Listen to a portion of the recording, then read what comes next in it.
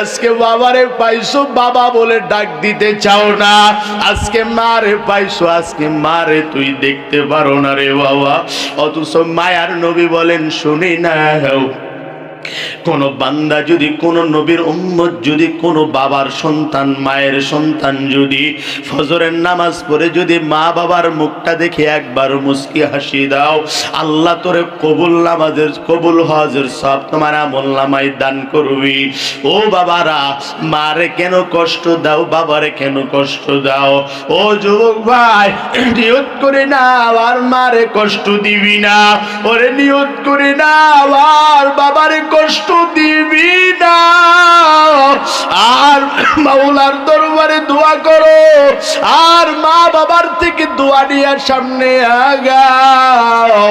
ওরে আল্লাহর বান্দা যুবক, ভালো করে শুনে নাও, মা বাবার দোয়া নিয়ে যদি বাবার সামনে আগাইতে পারো, আমার মাওলাই বলেন দুনিয়াতেও মঙ্গল, আখিরাতেও মঙ্গল দান করবেন আমার আল্লাহ।